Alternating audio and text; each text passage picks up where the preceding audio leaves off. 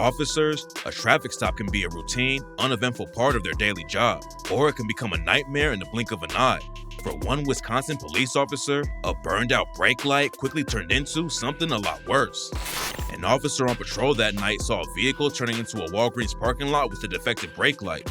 By the time the officer was able to get to his patrol car behind the vehicle with his emergency lights on, the driver had parked in a handicap spot and was getting out of his car. The driver turned and looked at the officer, knowing that the officer was making a traffic stop, and then walks into the store, ignoring the officer who was telling him to return to his vehicle.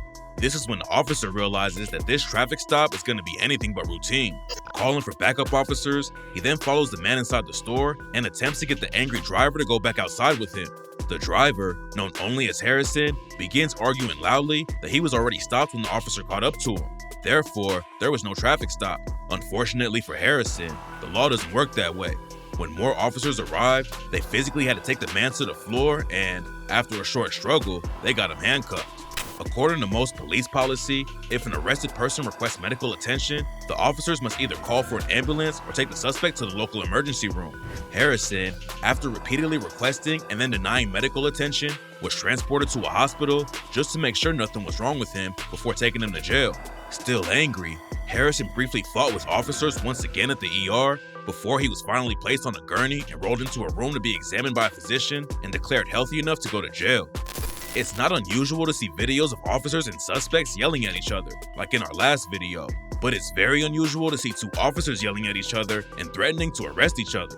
That's exactly what happened on the side of a busy road in Georgia. A town cop stopped a vehicle for a violation the driver committed just before crossing over town lines. There's nothing unusual about that, but what's not usual is for a county sheriff to pull over and get involved in the traffic stop and then threaten to arrest the officer. And this is exactly what the sheriff did when he interfered in the city cop's traffic stop. Yelling and cussing at the town cop, the sheriff threatened to arrest him if he made any more traffic stops outside city limits. The town cop stood his ground and threatened he would arrest the sheriff if he ever got involved in one of his traffic stops again.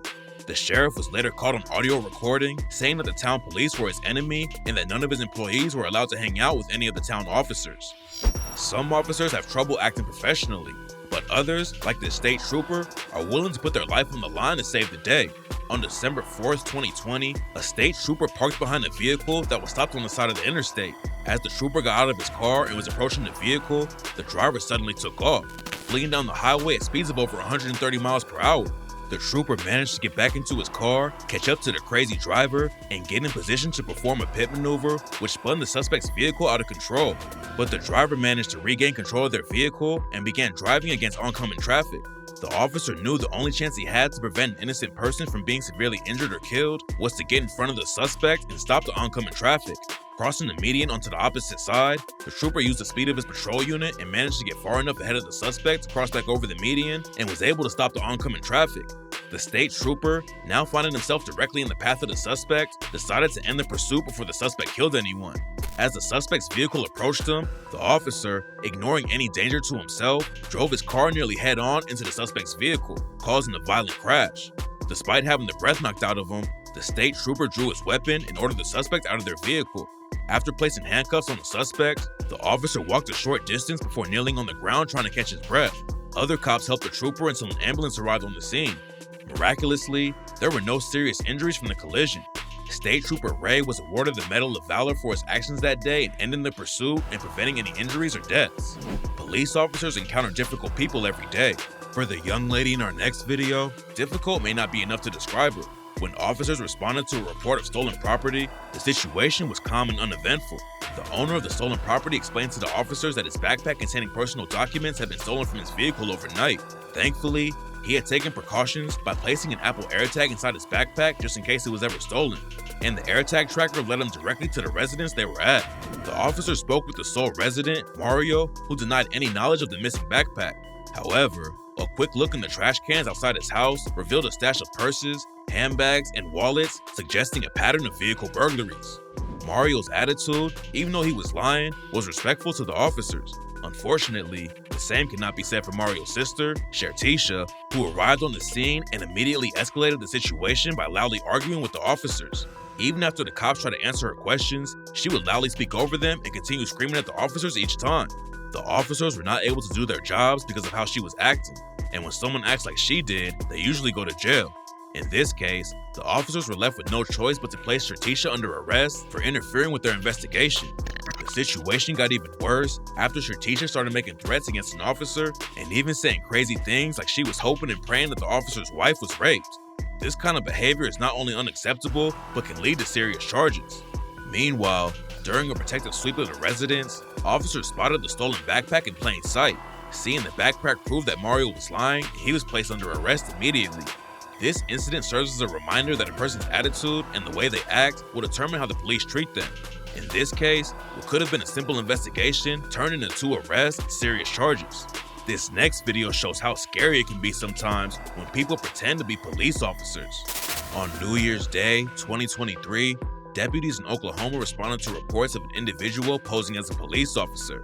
The caller guided the responding deputy, along with a local officer as backup, to a gray-colored Kia sedan parked at a local convenience store. When they approached the driver, who was identified as 19-year-old Jackson Jones, the officers immediately saw the sheriff patch in the center of the law enforcement-style vest he was wearing, complete with handcuffs, a flashlight, and a knife. Jones told the officers that he wore the vest for personal safety while driving from Tennessee to Oklahoma. However, the officers weren't buying his story. Jones stated that he was employed at a sheriff's department in Tennessee and that he wore the police vest while working. The officers easily proved this was a lie by making a simple phone call to the sheriff's department where Jones claimed he worked. Jones' story to the officers was also proven to be a lie when a witness approached the officers and described their recent encounter with him. The witness described seeing Jones parked in the neighbor's driveway and, recognizing that the vehicle did not belong there, stopped to watch what Jones was doing. Then, when the witness drove away, Jones started following them and flashed his car's fake police lights and pulled the witness over. The witness described how Jones identified himself as an undercover cop and asked why the witness was staring at him. The witness told Jones that he knew the car did not belong to the neighbors and was wondering why he was in the driveway. Jones then told him he had an emergency call and had to go. The witness watched Jones make a U-turn behind another vehicle and proceed to pull that car over. After taking the witness's statement, the deputy placed Jones under arrest for impersonation of an officer. Like Mr. Jones in our last video, 33-year-old Matthew Richardson had to learn things the hard way. A deputy who was in the right place at the right time saw Richardson blow through a stop sign, hit a curb, and drive into the wrong lane. When he saw the cop car, Matthew quickly turned into a parking lot. When the deputy turned on his lights and siren, Matthew floored his Suburban and decided to flee. Right after taking off, he drove into an active construction zone. Matthew sped through the work area, not once, but 2 times, as the workers stood behind their trucks for safety. Driving at speeds far above what was legal and, at times, driving in the lane they were working on, Matthew proved he did not care about the lives of the construction workers. He showed that he cared even less about the safety of the police officers after he rammed his Suburban into several cars. As he was running from the police, he stuck his hand out the window and flipped them off. Police officers attempted to perform a pit maneuver on Matthew's Suburban and managed to spin him out into the median, but he was able to regain control and get back onto the road and continued his chase. After several more attempts to pit Matthew, another officer managed to spin him out into the median. Matthew was still able to drive his car, but before he could get the Suburban moving, he was pinned in by quick-thinking deputies and a highway patrol unit. Richardson was then taken into custody without anyone getting hurt. Reckless driving and alcohol always seem to go hand in hand. That was the case when drunk driver Jamie Granger decided to escape from a traffic stop after being pulled over by a state trooper. Police received multiple reports of a vehicle driving recklessly in the area. Then a state trooper on patrol spotted the vehicle and pulled it over. As he walks around his patrol car to approach the passenger side of her car, the driver suddenly takes off at high speeds. The trooper, not wanting to put the public in danger, chose not to chase the fleeing car, but continued heading in the same direction, hoping to spot the suspect's car again. The officer had the right idea, and not long after, he spotted the car parked at a convenience store. Quickly pulling his vehicle behind the suspect so it was blocked in, he went inside the store to find the driver. Store employees told him that she had gone into the women's restroom. When he went inside the restroom, he found the suspect inside a stall, and she refused to come out. After kicking in the stall door, the suspect, Jamie Granger, was taken into custody. For the next few hours, Jamie refused to cooperate with the officer and yelled at him and anyone else who tried to calm her down. While trying to give her some field sobriety tests to assess her level of intoxication, she stopped the test and told the officer that she was drunk. After impounding her car, he transported her to the county jail. Due to all the problems she was causing, the trooper sergeant also arrived at the jail to help with the arrest.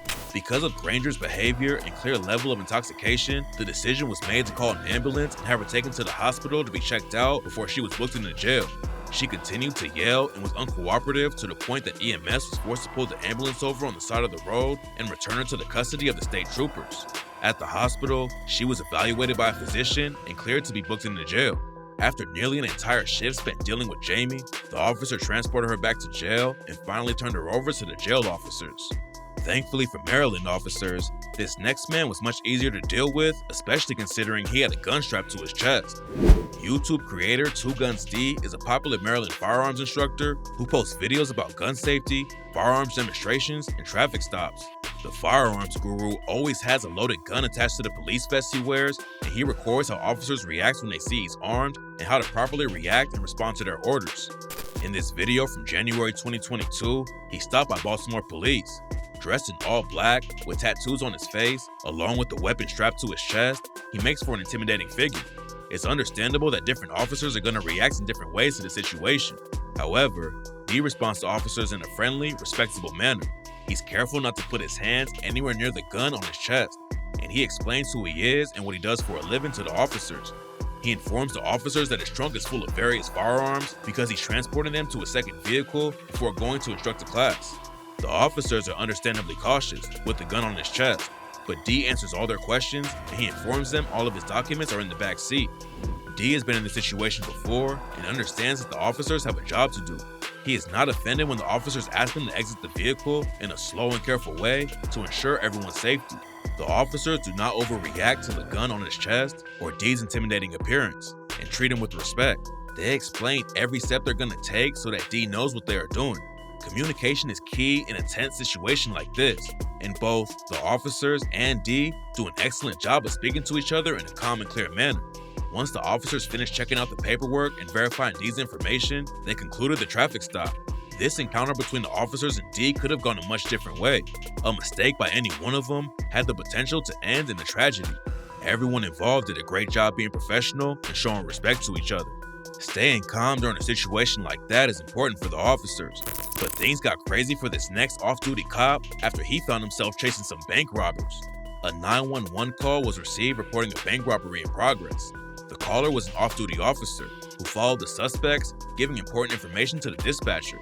The two suspects were in a black Toyota Corolla with no license plate. Police officers strategically parked on the highway in the direction the suspects were driving. They spotted the getaway car and a high-speed pursuit began, which passed through multiple cities. During the pursuit, officers reached speeds of 110 miles per hour at times, and the desperate bank robbers do everything they can to try and get away. Unfortunately for them, the lead officer in the pursuit is well-trained and remains calm throughout the entire chase. He also has excellent driving skills that keeps the suspects from getting away. It was obvious that the criminals did not have a plan and didn't agree with each other, which they showed when one of the robbers jumped out of the car at an intersection only to run around another stopped car and then climb back into the getaway car. The suspects hit a vehicle at one intersection, but they were able to keep driving. But at the next intersection, the criminals' luck ran out when they crashed into a car that was crossing in front of them through an intersection. Both bank robbers tried to run on foot, but they didn't get very far before officers took them to the ground and placed them in handcuffs, putting an end to their bank robbing careers. Officers in this next video might not be taking down bank robbers, but they did save the day after nearly getting run over by some crazy high schoolers. Two officers responded to a report of a fight at Western High School. When officers arrived, a group of students told them that several people who were not enrolled at the school had arrived on campus wanting to fight. During this encounter, students told the officers that the suspects also flashed a gun at them.